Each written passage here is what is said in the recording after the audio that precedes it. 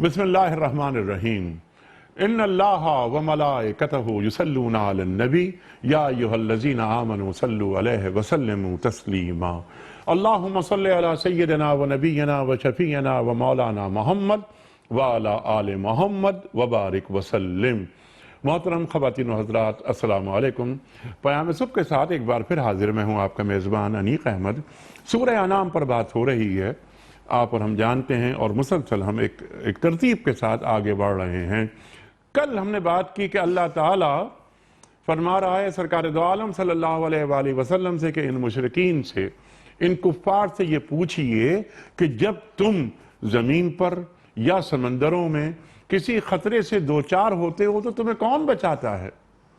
फिर तुम क्या करते हो कि तुम गिड़गिड़ा कर दुआएं करते हो अल्लाह से, और फिर चुपके भी दुआएं करते हो, और तुम ये कहते हो कि ए अल्लाह, तूने इस मुसीबत से हमें बचा लिया, तो हम क्या करेंगे कि हम फिर शिरक नहीं करेंगे, तेरे शुक्रगुजार हो जाएंगे। लेकिन ये होता है कि जब अल्लाह तुम्हें बचा लेता है तो उसके बाद तुम दोबारा शिरक करने लगते हो।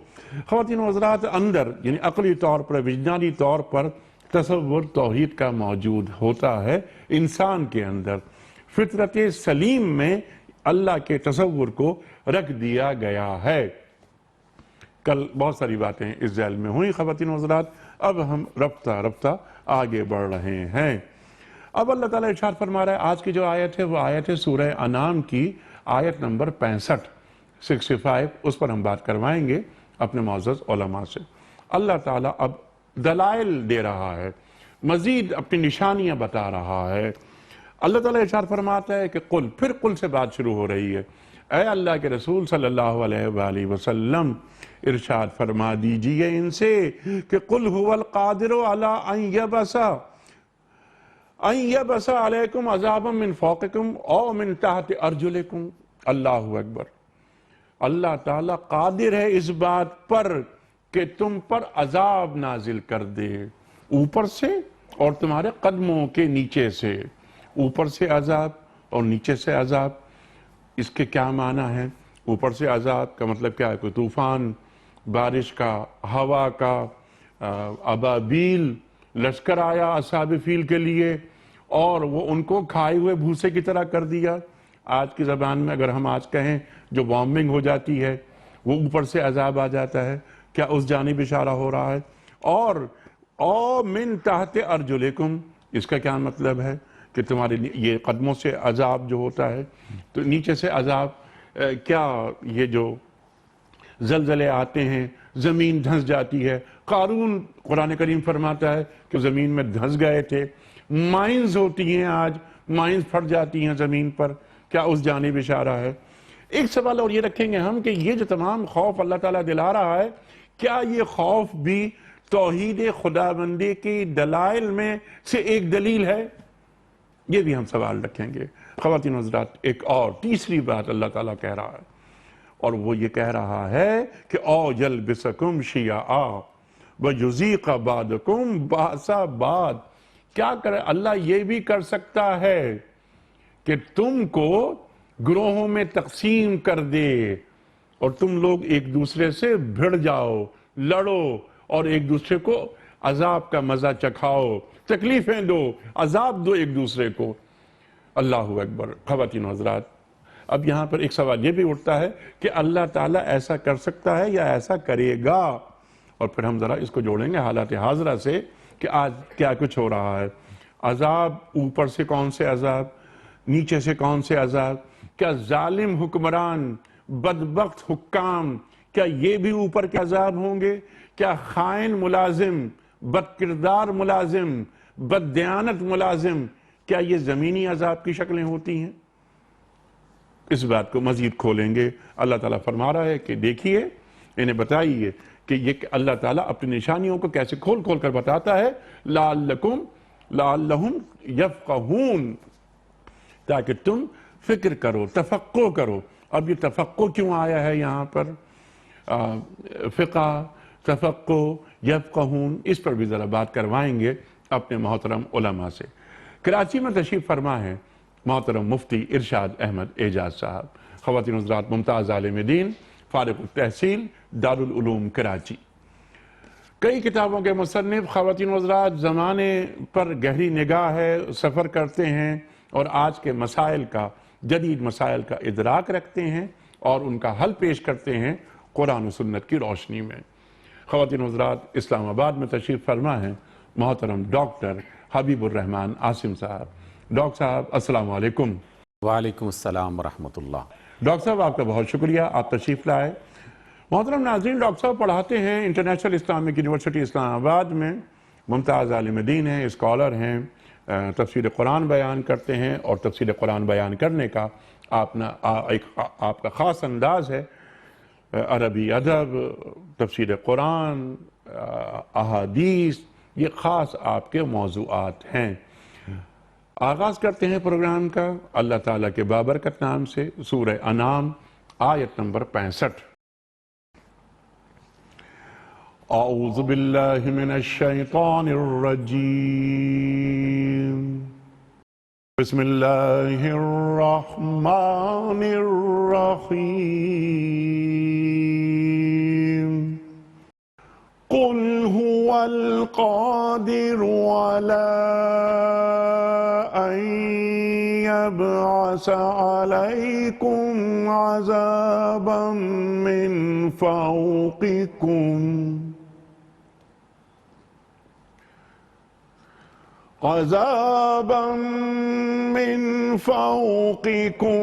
أو من تحت أرجلكم أو يلبسكم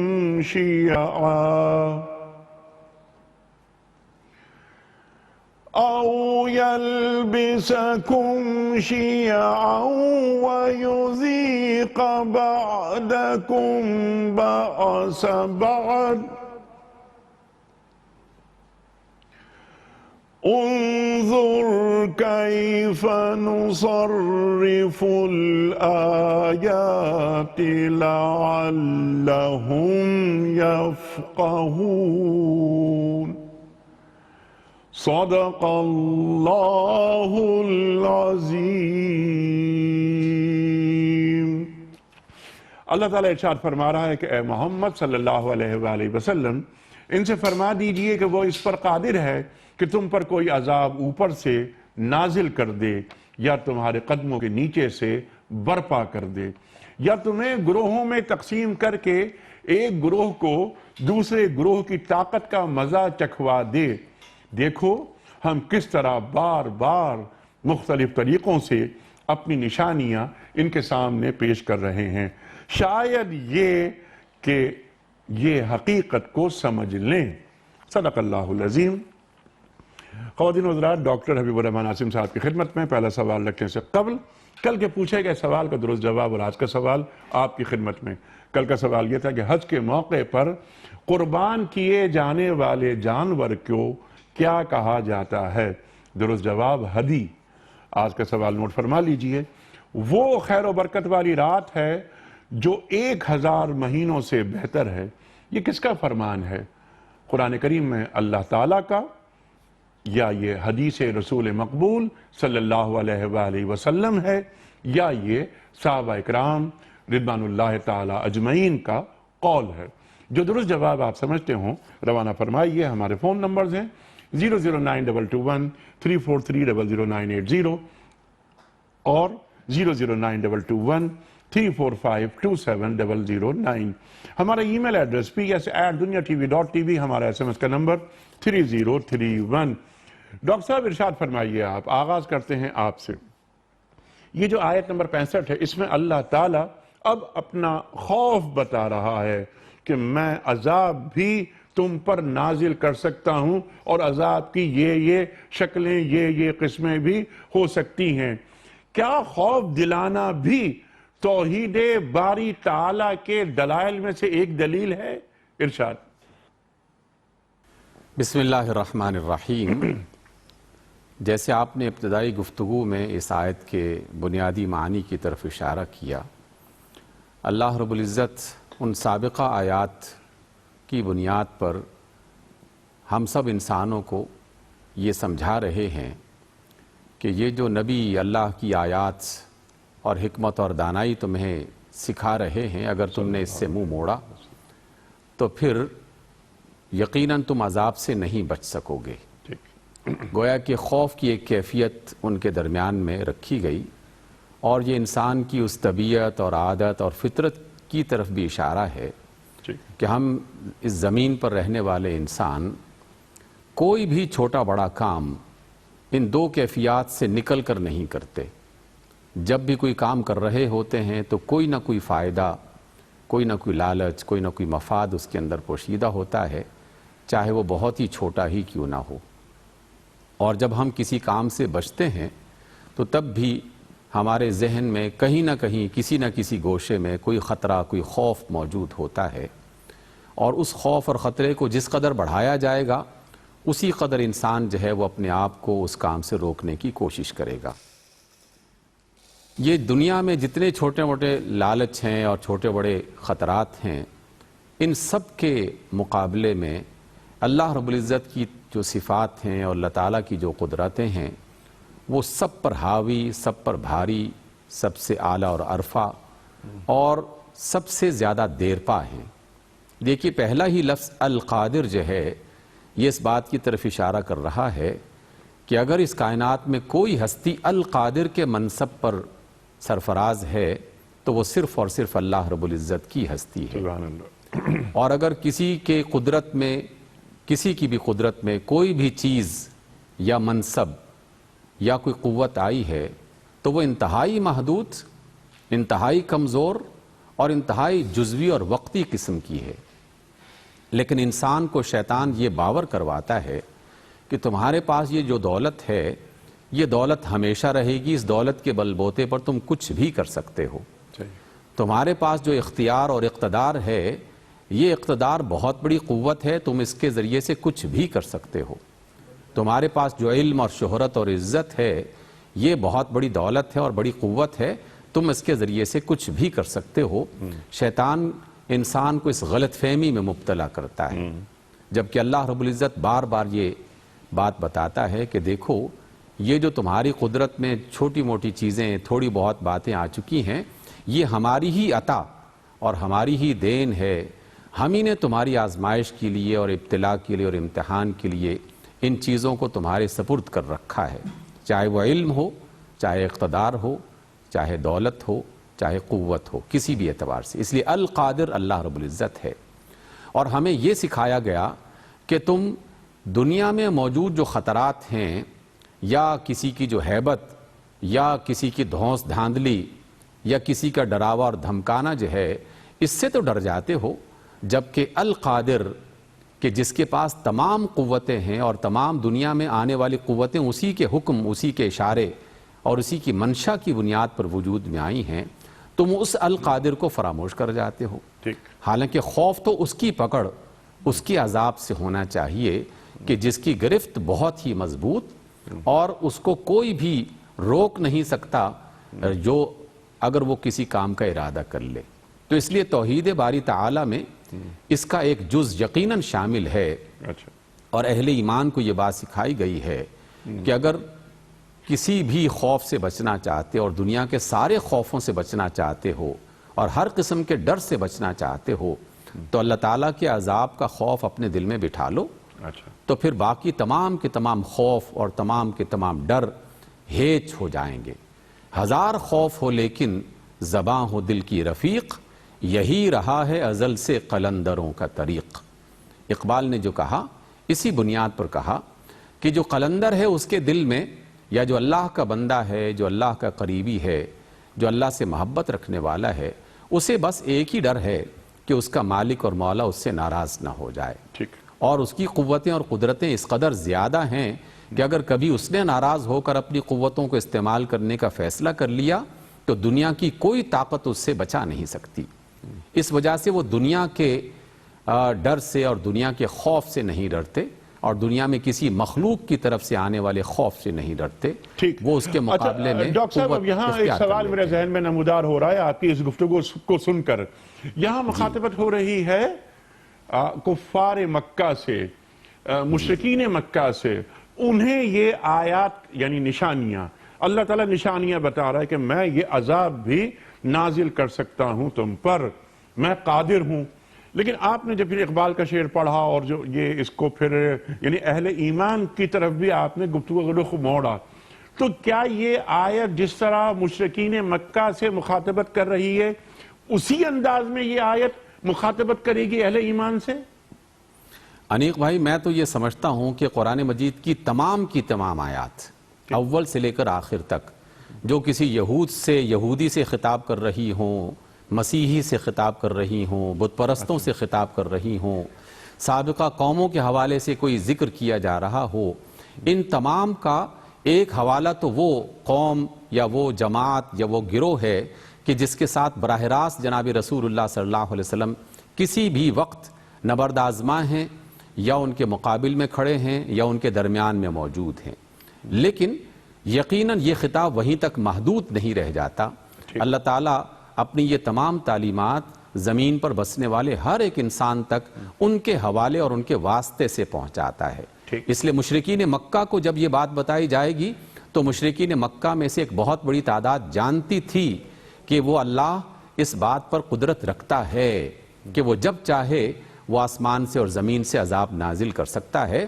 ابرہا کا واقعہ وہ اپنی آنکھوں سے دیکھ چکے تھے، اور زمین میں آنے والے زلزلے اور آندھی طوفان جو ہیں یہ ان کی نظر میں آتے رہتے تھے۔ سابقہ قوموں کے واقعات وہ یہودیوں سے اور نصارہ کے علماء سے سنتے رہتے تھے۔ ایسا نہیں تھا کہ مکہ کے بت پرست جو تھے انہیں ان کاموں سے یا ان باتوں سے آگاہی نہیں تھی۔ اس وجہ سے اللہ رب العزت نے انہیں یہ یاد دلایا کہ وہ القادر ہے اور وہ عذاب نازل کر سکتا ہے کسی بھی طریقے سے، اور اس سے پہلے وہ یہ کرتا رہا ہے۔ لیکن اب بات صرف مشرکین مکہ تک چھوڑ کر اور اس کو وہیں روک دیا جائے تو یہ قرآن مجید کے ساتھ اور اپنے ساتھ ایک بہت بڑا ظلم ہوگا کہ ہمیں تو قرآن مجید ان کے واسطے سے سمجھاتا ہے۔ مکہ کے مشرکین ختم ہو گئے، ان کا نام و نشان ختم ہو گیا، تو قیامت تک ہم یہ آیتیں پڑھ رہے ہیں، تو ہمارے لیے بھی یہ اسی طرح کی نصیحت اور درس ہے۔ ٹھیک ہے، بالکل ٹھیک ہے۔ لیکن ایک ذرا سا میرا سوال، بلکہ میں سوال رکھتا ہوں آپ کے سامنے، اور وہاں پر توحید باری تعالیٰ کے دلائل دیے جا رہے ہیں اور تفصیل سے بات ہو رہی ہے، ترتیب کے ساتھ بات آ رہی ہے۔ اللہ تعالیٰ خود بیان فرما رہا ہے کہ ہم نشانیاں کھول کھول کر بیان کر رہے ہیں تاکہ یہ لوگ سمجھیں، عقل کا استعمال کریں۔ ایک تو آیات قرآنی کا مخاطب، اولین مخاطب مشرکین مکہ، ان سے بات کرنا، اور اس آیت کا جو بنیادی مضمون ہے، وہ سبق ہے، جو نصیحت ہے، اس سے مسلمانوں کو، اہل ایمان کو سبق لینا، کیا دونوں میں کچھ فرق ہے؟ ارشاد۔ بسم اللہ الرحمن الرحیم، نحمدہ و نصلی علی رسولہ الکریم۔ آپ کے سوال سے پہلے میں ایک دو باتیں عرض کروں۔ ارشاد۔ ڈاکٹر صاحب نے بہت عمدہ گفتگو فرمائی اس بات پہ۔ دراصل اگر ہم اس مضمون کو دیکھیں سورت کے، تو توحید اور مشرکین مکہ کو خطاب ہو رہا ہے، اور اللہ تعالیٰ نے جگہ جگہ اس بات کا قرآن کریم میں اظہار فرمایا کہ اگر آپ کا رب چاہے تو ان کو ہدایت دے دے۔ وَلَوْ شَاءَ رَبُّكَ لَجَعَلَ النَّاسَ أُمَّةً وَاحِدَةً وَلَوْ شَاءَ رَبُّكَ لَهَدَاهُمْ أَجْمَعِينَ۔ تو اس سے ایک بات یہ ثابت ہوئی، اللہ تعالیٰ یہ فرماتے ہیں کہ خدا کی قدرت تو سب کو مومن بنا دینا ہے، لیکن اس نے جو یہ نظام حیات بنایا ہے جس کے اندر خیر و شر رکھا ہے، تو اس کے اندر اللہ تعالیٰ لوگوں سے خطاب کرتا ہے، ان کے سامنے دلائل رکھتا ہے، انفس اور آفاق کے دلائل رکھتا ہے، اور پھر ساتھ خدا تعالیٰ اپنی ذات کے بارے میں ایک بات رکھتا ہے۔ یہ اپنے معبودان باطلہ کی پرستش کرتے تھے، ان کے درمیان آپس میں اختلافات تھے، صدیوں کی لڑائیاں تھیں، آپس میں اس طریقے سے رہتے تھے۔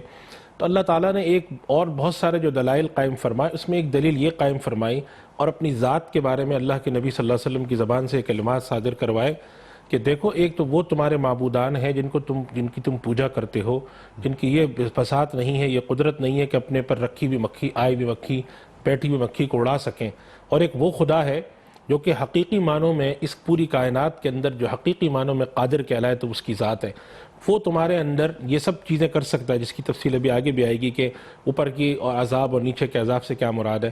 تو وہ خدا تعالیٰ جو ہے اس کا یہ منصب ہے، اس کی یہ صفت ہے، اس کی یہ طاقت ہے۔ تو وہ جو دلائل تمہیں پیش کرتا ہے اور وہ اپنی طرف دعوت دے کر بلاتا ہے کہ تم ایمان لے آؤ، اور بھی بہت ساری چیزیں ہیں کہ جب تمہارے پر کوئی مشکل پیش آتی تو تم اس کو پکارتے ہو، یہ سب چیزیں تمہارے سامنے ہیں، اور اس سے واضح ہوتا ہے کہ وہ خدا ایک ہے، اور وہ جس دعوت کو دے کر اس نبی کو بھیجا ہے وہ دعوت برحق ہے۔ تمہارے سامنے سارے دلائل آ چکے ہیں۔ تو اصلی خطاب تو یہ مشرکین سے ہے۔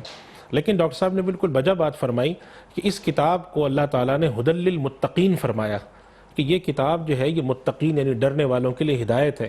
تو پچھلی امتوں کے احوال اور نبی کریم صلی اللہ علیہ وسلم کی امت دعوت کے احوال، امت اجابت جس نے اللہ کی نبی کی دعوت پر ایمان لائے اور دعوت دی، ان کے لیے مشعل راہ ہیں۔ اللہ تعالیٰ اگر اپنی کوئی صفت مشرکین کے سامنے رکھ رہا ہے، مشرکین کے کسی غلط عمل کو بیان فرما رہا ہے، وہ اس امت کے لیے بھی ہدایت ہے، چونکہ اس امت کے اندر جو ہے وہ شرک جلی شاید نہ آئے انشاءاللہ، لیکن شرک خفی بہت آ سکتا ہے، یا اس قسم کی کیفیات آ سکتی ہیں کہ خدا تعالیٰ کی صفات کے اوپر یا خدا تعالیٰ کی قدرت پر یا خدا تعالیٰ کی بھیجی ہوئی ہدایت پر ان کے ذہن میں اشکال ہو۔ تو اللہ تعالیٰ اس طرح کے خطاب جو مشرکین سے فرماتا ہے، یہ پچھلی اقوام، اس خدا سے ڈرتے رہو، اس کی قدرت ہے، ان مومنین کے لیے ایک تذکیر ہو جاتی ہے، پرانی بات کی یاد دہانی ہو جاتی ہے، اور اصل درس ان کے لیے ہوتا ہے۔ تو ہدایت تو یہ ہم سب کے لیے ہدی للمتقین کی بات ڈاکٹر صاحب آپ نے فرمائی مفتی صاحب۔ اب اسی بات کو ذرا اور کھول لیتے ہیں۔ یہاں جس طرح ڈاکٹر صاحب نے اور آپ نے یہ بات فرمائی کہ یہ اولین مخاطب یہ مشرکین مکہ ہیں، قریش مکہ ہیں، ان کو توحید کے دلائل دیے جا رہے ہیں، جیسے آپ نے فرمایا بہت اچھی بات کہ مکھی بیٹھ گئی، تمہارے یہ جو بت ہیں یہ معبودان باطلہ اس مکھی کو نہیں ہٹا سکتے، تم ان سے شفاعت کی توقع رکھ رہے ہو، تو تم اللہ کو کیوں نہیں مانتے؟ اور جب ہم اہل ایمان جب اسے پڑھیں گے تو کیا اس کا مطلب یہ ہوگا ان سے کہ تم اللہ کو کیوں نہیں مانتے اور یہاں تم اللہ کی کیوں نہیں مانتے؟ جی بالکل ایسا ہی ہے کہ جب ہم خدا تعالیٰ کی صفات بیان اللہ تعالیٰ بیان کرتا ہے تو مومنین کی اس طرف توجہ دلانی ہوتی ہے۔ قرآن کریم میں اللہ تعالیٰ نے جگہ جگہ جو اس طرح کی باتیں فرمائی جو اپنی طرف، مثال کے طور پہ ایک آیت ابھی ذہن میں آتی ہے کہ اللہ تعالیٰ فرماتے ہیں کہ وَإِن يَمْسَسْكَ اللَّهُ بِضُرٍّ فَلَا كَاشِفَ لَهُ إِلَّا هُوَ۔ تو مومن تو جب لا الہ الا اللہ کہتا ہے تو اس کے دل میں تو یہ بات ہوتی ہے، تو پھر یہ بات کیوں ہے؟ پھر اللہ تعالیٰ ایک جگہ کیوں فرماتا یا ایھا الذین آمنوا آمنوا باللہ، اے ایمان والو جو ایمان لائے ایمان لاؤ؟ مراد اس سے یہی ہوتی ہے کہ تمہارے ایمان کی وہ کیفیتیں، تمہارے اللہ سے تعلق کی کیفیتیں اس درجہ نیچے آ چکی ہیں کہ تمہیں اللہ تعالیٰ مومن سمجھتا ہے کہ تم کلمہ کہہ رہے ہو، لیکن وہ کیفیت نہیں پیدا ہوئی۔ تو یہ جو آیات ہیں جب ہم پڑھتے ہیں، اور حقیقت ہے کہ جب ان آیات کا سامنے تذکرہ آتا ہے، اللہ تعالیٰ نے فرمایا کہ وہ لوگ جو مومنین ہیں تقشعر منہ جلود الذین یخشون ربہم، اللہ کی ان آیات کو پڑھ کے ایمان تازہ ہوتا ہے اور انسان کا اللہ پر ایمان یقین ہوتا ہے۔ اور میں یہ بات عرض کروں کہ آج کل کے حالات میں جس کے اندر اگر میں یہ کہوں تو شاید غلط نہ ہو کہ شرک خفی ہمارے معاشرے کے اندر یہ جادو ٹونا بھوت پریت اور ان سب کے نام پر کس قدر عام ہو گیا ہے، خدا کی ذات کہ خدا کی قدرت پر ایمان ہمارا حقیقی معنوں میں ویسا نہیں رہا جیسا ہمارا ان چیزوں پر ہو گیا ہے۔ تو یہ آیات جو اللہ تعالیٰ نے مشرکین کو خطاب کر کے متوجہ فرمائی تھی، آج ہم ہماری طرف بھی متوجہ ہیں کہ تم اس خدا کو کیا اتنا قادر نہیں سمجھتے؟ آج ہمارے درمیان جو اختلافات ہیں، انشاءاللہ آپ آگے بھی گفتگو کریں گے، جو اختلافات ہیں اور جو ایک دوسرے کی گلے کاٹے جا رہے ہیں اور جو پھر قواریت ہے اور بھی جس طرح کی نسلی اور علاقائی بنیادوں پر، تو اس کے لیے ہم ساری کوششیں تو کرتے ہیں، لیکن اس بات کی کوشش نہیں کرتے کہ جو اصل قادر ہے، جس نے یہ عذاب نازل کرنا ہے، جس نے ہمارے اندر ایسی چیزیں پیدا کرنی ہیں، ہم اس کی طرف بھی متوجہ ہو جائیں، اس کو راضی کر لیں، اس کے اتارے ہوئے نظام کو نافذ کر دیں، ہم ان چیزوں میں لگے رہتے ہیں۔ تو یہ ہمارے لیے بھی بڑا خطاب ہے، اور حقیقت یہ ہے کہ امت دعوت اور وہ پچھلی امتیں، ان کو تو صرف دین کی طرف، ان کو تو ہم پہلی دعوت دیتے ہیں دین میں آؤ، ان کو دعوت اجمالی ہوتی ہے، لیکن جو اصل تفصیلی دعوت ہوتی ہے وہ امت اجابت کو ہوتی ہے کہ تم ایمان لا چکے، اب تمہارے یہ فرائض ہیں، خدا کے حوالے سے یہ فرض ہے، نبی کے حوالے سے یہ فرض ہے، خاندان کے حوالے سے یہ فرض ہے۔ تو اس کی جو تفصیلات ہیں، خدا کے قادر ہونے کی تفصیلات، اس کے معبود ہونے کی تفصیلات، وہ زیادہ ہماری طرف متوجہ ہیں، کیونکہ ہم خدا پر ایمان لائے ہیں، ہم اس کا دعویٰ کرتے ہیں کہ ہم نبی پر ایمان لاتے ہیں۔ تو اگر ہم دعویٰ رکھتے ہیں تو پھر کیا ہم ویسا ایمان لاتے ہیں کہ ہم خدا کو ایسا قادر سمجھیں؟ کیا ویسا ایمان لاتے ہیں کہ ہم خدا کو ویسا حی قیوم سمجھیں؟ کیا ویسا ایمان لاتے ہیں کہ ہم یہ سمجھیں کہ وہ قیامت کے دن اٹھا کے احتساب کرے گا؟ اگر ہم جائزہ لیں تو ایسا ایمان نہیں ہے۔ اور کیا ہمارا ایمان یہ ہے کہ اگر ہم خدا کی نافرمانی کریں گے تو اللہ تعالیٰ قادر ہے کہ وہ ہمیں اوپر سے عذاب دے، نیچے سے عذاب دے، ہمیں مختلف گروہوں میں بانٹ دے، ایک دوسرے سے لڑوا دے، اور ایک دوسرے کا ہم یعنی اذیت کا مزہ چکھوا دے، جیسا کہ فرمایا جا رہا ہے؟ بالکل ایسا ہی ہے۔ تو یہ باتیں وہ ساری ہیں کہ ہمیں رجوع اللہ کی طرف، تعلق مع اللہ مضبوط کرنے کی طرف متوجہ کرتی ہیں۔ اور انیس صاحب، آپ اس معاشرے میں رہتے ہیں، ہم اپنے آپ سے پہلا سوال کرتے ہیں کہ کسی گناہ کرتے وقت خوف خدا یا خشیت خدا ہمیں مانے ہوتی ہے، یا لوگوں کا پکڑا جانا ہمیں مانع ہوتا ہے. اس طرح کے جو اخبارات کے اندر مختلف اسکینڈل آتے ہیں اس سے بچنا مقصود ہوتا ہے.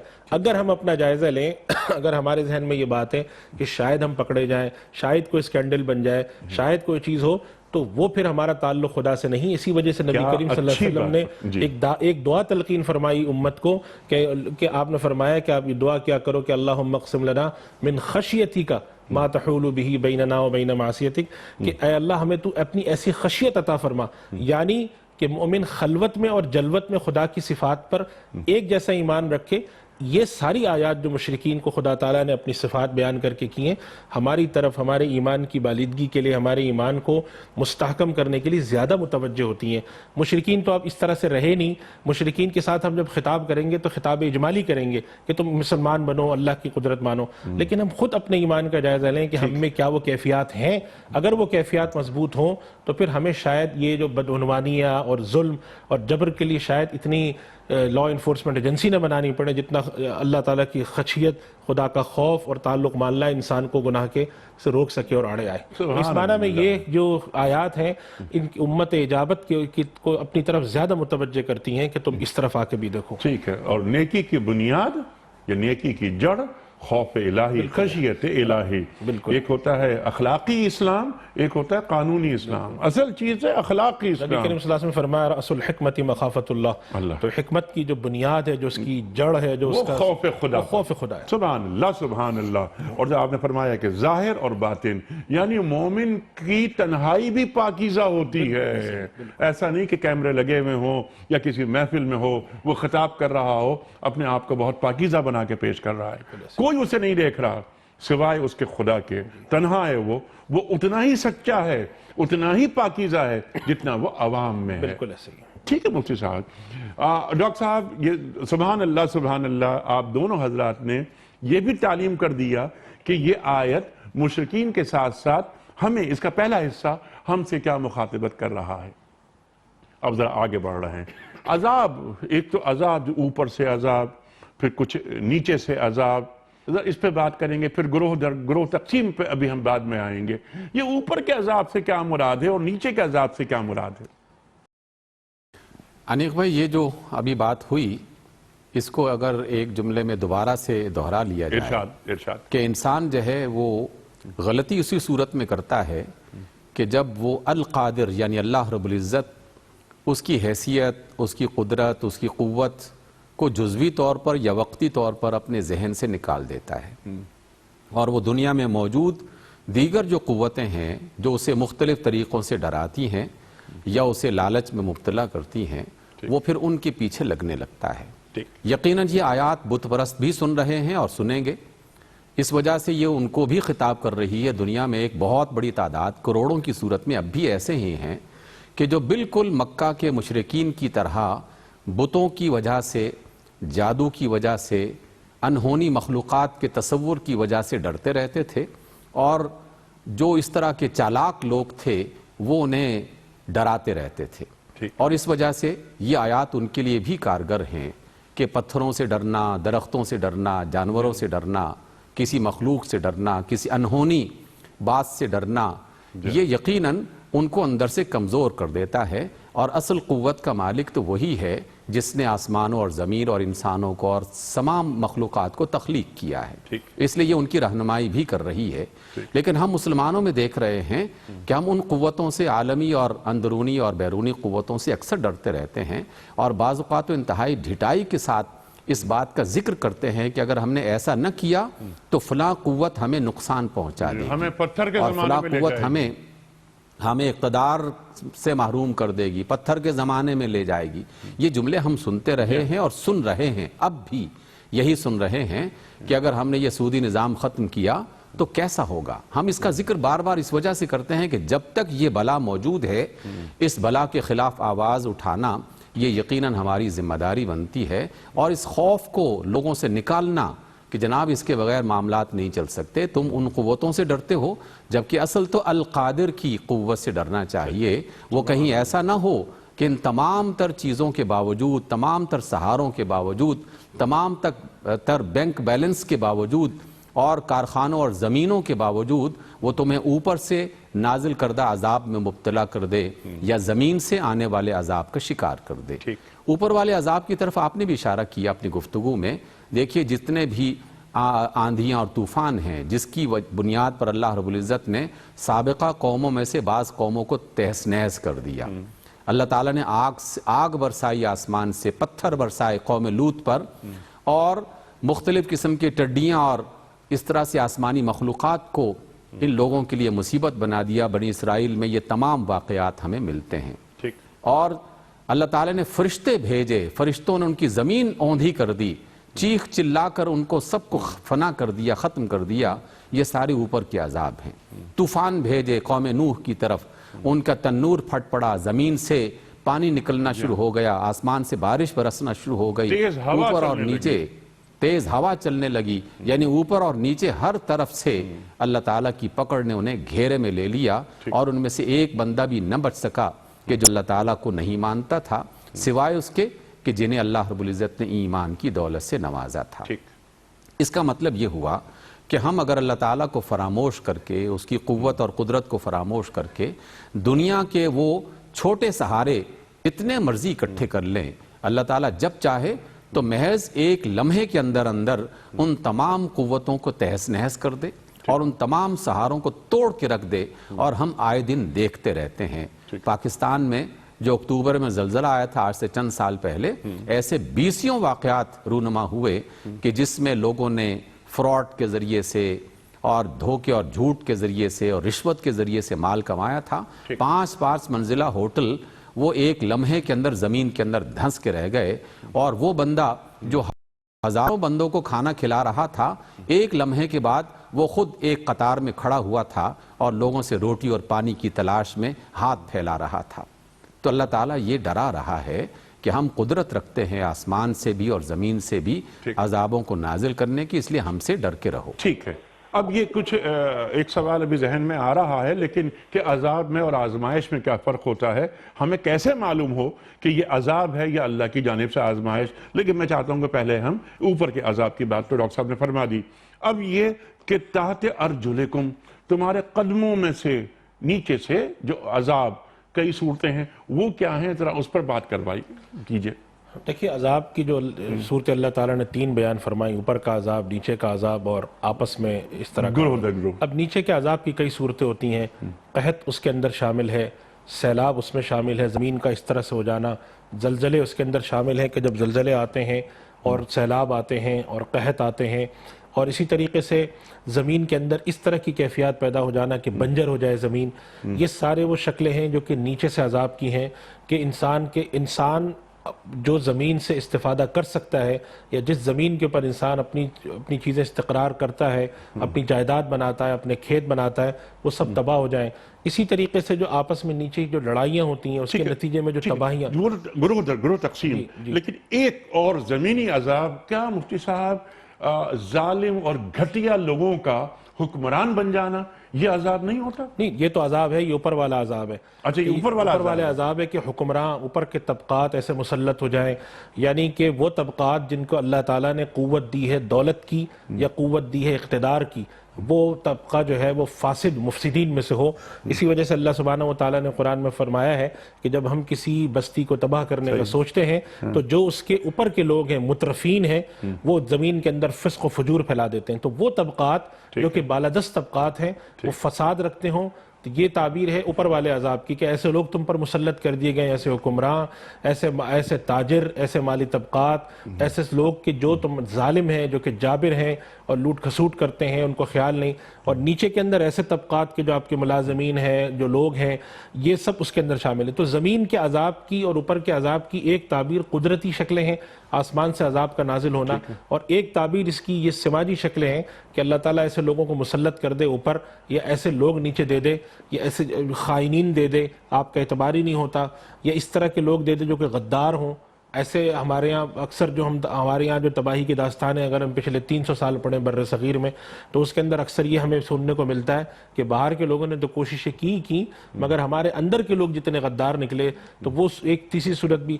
تو عذاب کی جو علماء کرام نے دونوں باتیں لکھی ہیں کہ نچلے والے عذاب سے مراد ہے زمین پر آنے والے جو عذاب ہیں وہ بھی, اور اس سے انسانوں کے اندر ایسے لوگ زمین پر آنے والے عذاب سے مراد جس میں قحط کی شکل ہے, زمین کا بنجر ہو جانا, سیلاب شامل ہے, زلزلے شامل ہیں, اور اب زمین کے اندر جیسے حدیث شریف میں قیامت کی نشانی بنائی زمینوں کا دھس جانا, اسی طریقے سے جو ہمارے یہاں اس طرح کی چیزیں پیدا ہونے لگی ہیں کہ کچھ شہر جو ہیں وہ بہت بڑے اور آباد ہو گئے, اتنی گنجان آبادیاں ہیں کہ اس کے اندر رہنے کو لوگوں کے پاس جگہیں کم ہیں, اور کچھ جگہ ایسی ہیں وہ بالکل بے آباد ہیں.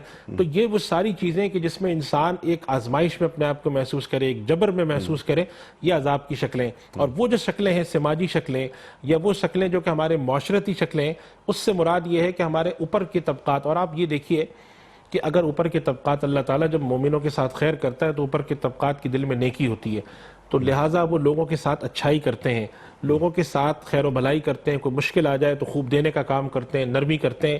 اور جب اللہ تعالیٰ کی طرف سے سختی آتی ہے تو اوپر ایسے ظالم مسلط ہو جاتے ہیں. ابھی ہمارے سامنے جو داستانیں ایک ہی ہفتے پہلے جو انٹرنیشنل میڈیا پہ ہوئی ہے کہ ہمارے حکمراں دنیا بھر کے حکمرانوں کا معاملات دیکھ لیں اگر, اور اس طرح اور بھی ہمارے پاس اطلاعات آتی ہیں کہ ان کی اپنے خفیہ جائیدادیں ہیں اور مال و دولت کے اتنے بڑے بڑے تصورات ہیں, اس کے مقابلے میں ہمارے یہاں ایک آدمی کو روٹی نہیں مل رہی ہوتی, لوگوں کے پاس کچھ نہیں ہے. تو ایسے حکمران بھی اللہ تعالیٰ کی جانب سے عذاب کی ایک شکل ہوتے ہیں. بالکل ظالم حکمراں چاہے وہ کسی بھی قسم کا ظلم کرتا ہو, ایسے لوگوں کا مسلط ہو جانا کہ جس کے نتیجے میں لوگ سوچتے ہوں کہ اے پروردگار ہمارا ملک کبھی ٹھیک ہوگا, اے پروردگار ہمارے ملک کے اندر کبھی اچھی بات آئے گی.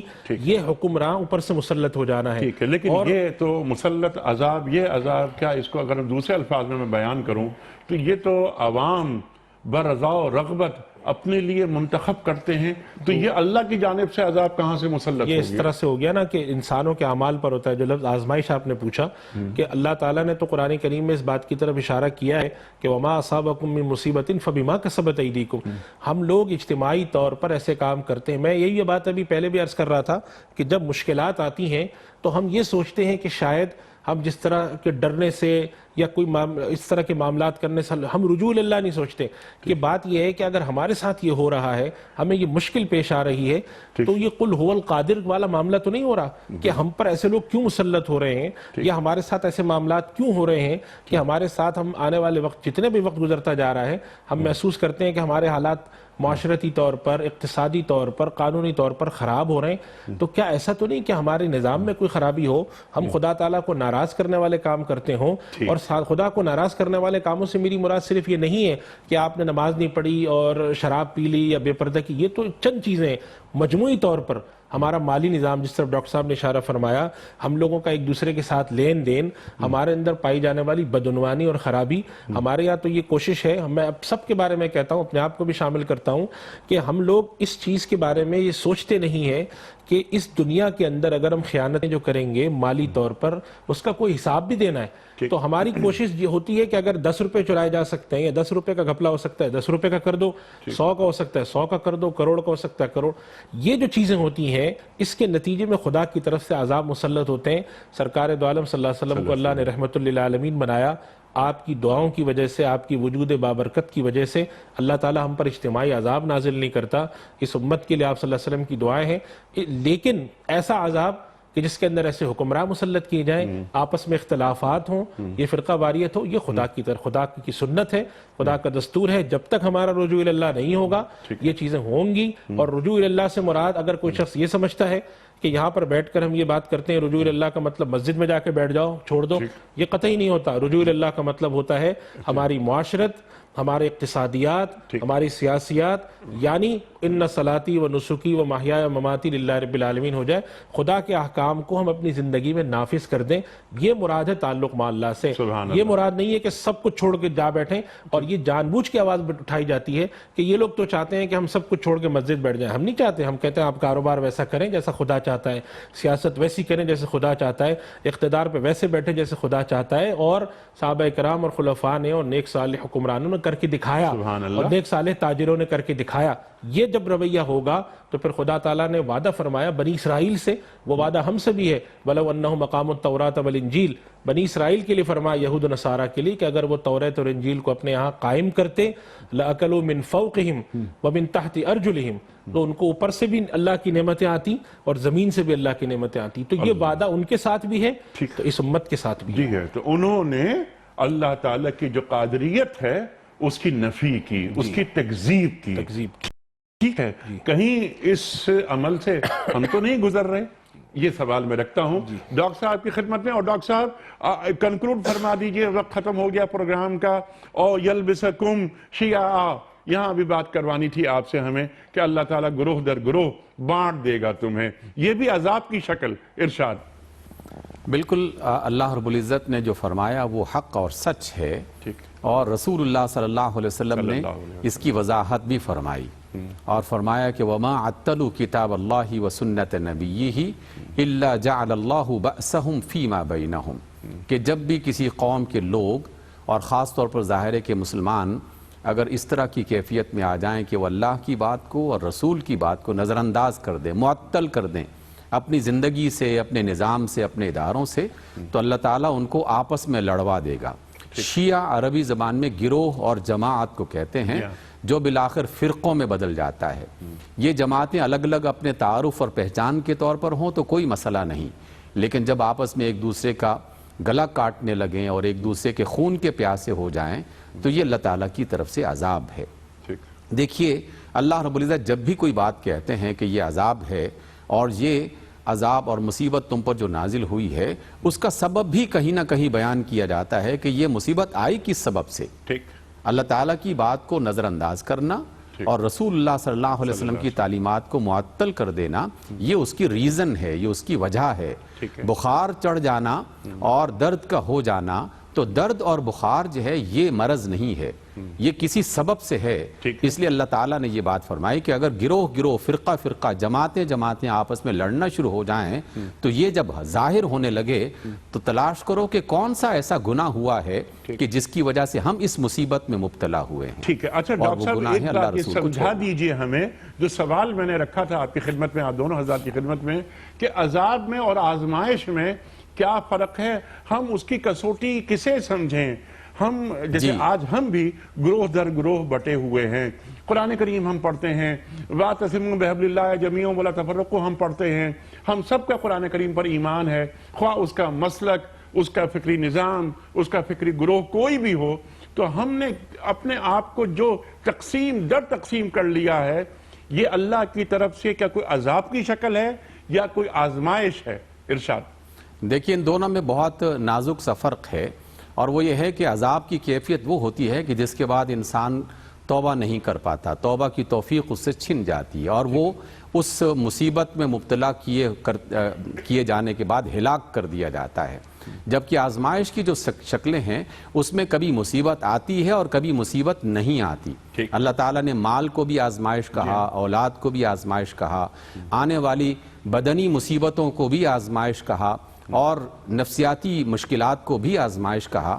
لیکن آزمائش میں اور عذاب میں ایک بنیادی فرق یہ ہے کہ عام طور پر جب عذاب کا فیصلہ کیا جاتا ہے اللہ تعالیٰ کی طرف سے تو فرد یا جماعتیں ان سے توفیق توبہ جو ہے وہ چھین لی جاتی ہے، اور جب آزمائش کی کیفیت ہوتی ہے تو پھر اللہ تعالیٰ ڈراتا ہے، دھمکاتا ہے، آگاہ کرتا ہے، خبردار کرتا ہے کہ دیکھو ایسا بھی ہو سکتا ہے اور ہو رہا ہے، تو چلو ابھی موقع دے رہا ہوں، توبہ کر لو۔ تو اللہ تعالیٰ آئے ہوئے عذاب کو یا مصیبت کو ٹال دیتا ہے اور وہ اس آزمائش میں کامیاب اتر آتے ہیں۔ ٹھیک، سبحان اللہ، سبحان اللہ، آپ نے بالکل واضح کر دی یہ بات۔ اور ایک اور بات آپ کی اجازت سے اور آپ کی اجازت سے، کہ جب اللہ کے پیغام کی تکذیب ہوتی ہے یا اللہ کے رسول جو اللہ نے بھیجا اس کی تکذیب ہوتی ہے تو پھر وہ قوم عذاب کی مستحق ہو جاتی ہے۔ ٹھیک ہے مفتی صاحب، ہم کتنے بھی بدکار ہوں، یہ امت مسلمہ رسول کی تکذیب نہیں کر سکتے، جی بے شک ایسے ہی، قرآن کی تکذیب نہیں کرتے، ٹوٹے ہوئے ہیں، پھوٹے ہوئے ہیں، لیکن ہم پھر جڑ جاتے ہیں اور توبہ کر لیتے ہیں، جو ڈاکٹر صاحب نے بات فرمائی۔ توفیق توبہ نہیں چھنی ابھی، الحمدللہ۔ ڈاکٹر صاحب بڑا ممنون، بہت شکر گزار آپ کا، مفتی صاحب میں بڑا ممنون۔ خواتین و حضرات، بقیہ مکمل ہوا۔ دیکھیے کیسی اہم گفتگو دونوں معزز علماء نے عطا فرمائی، اور یہ دونوں حضرات نے جو ہمیں تعلیم کیا کہ یہ صرف جو اہل کتاب یا مشرکین مکہ کی جانب اشارہ نہیں ہو رہا، اس سے ہمیں کیا سبق، ہمیں کیا نصیحت مل رہی ہے۔ خواتین و حضرات، اس کو حرز جا بنانا ہے۔ اللہ تعالیٰ قادر ہے، اس کی قادریت پر ہمارا مکمل ایمان ہونا چاہیے، اور اس کو یعنی اللہ کو راضی رکھنا ہماری ترجیح اول ہونی چاہیے۔ خواتین و حضرات، اللہ تعالیٰ اوپر سے پھر نعمتیں نازل کرے گا، زمین سے خزانے ابلیں گے، ہم گروہ در گروہ نہیں ہوں گے۔ ہم تو خواہ ہماری فکر کچھ بھی ہو، ایک درخت ہے، ایک، اور اس درخت کا نام اسلام ہے۔ یہ جو شاخیں ہیں یہ مختلف مسالک ہیں، سوچنے کے انداز ہیں، کوئی دوسرے کو کافر نہ کہے۔ جب درخت میں کفر موجود نہیں ہے تو فرقوں میں کیسے کفر ہو سکتا ہے؟ جو آج کفر سازی کی فیکٹریز لگ جاتی ہیں، لان تان ہوتی ہے، دوسرے مسلک کو حقارت کی نگاہ سے دیکھا جاتا ہے، ہمارا دین اس کی اجازت بالکل نہیں دیتا۔ حضرت امام شافعی فرماتے ہیں کہ میرے نزدیک میری بات درست ہے، لیکن اس بات کا بھی احتمال ہے کہ آپ کی بات درست ہو۔ خواتین و حضرات، سب دین سے محبت کرتے ہیں، تمام فرقہ اسلامی، بلکہ سوچنے کے مختلف انداز، فرقہ کا لفظ بھی نہیں آنا چاہیے، شاید تکلیف ہوتی ہے کہنے میں، یہ سب دین سے مخلص ہیں، جو اللہ پر اور اللہ کے رسول صلی اللہ علیہ وآلہ وسلم پر ایمان لاتے ہیں، آپ کی ختم نبوت پر ایمان لاتے ہیں، تمام کلمہ گو مسلمان ہیں اور سب دین سے محبت کرتے ہیں۔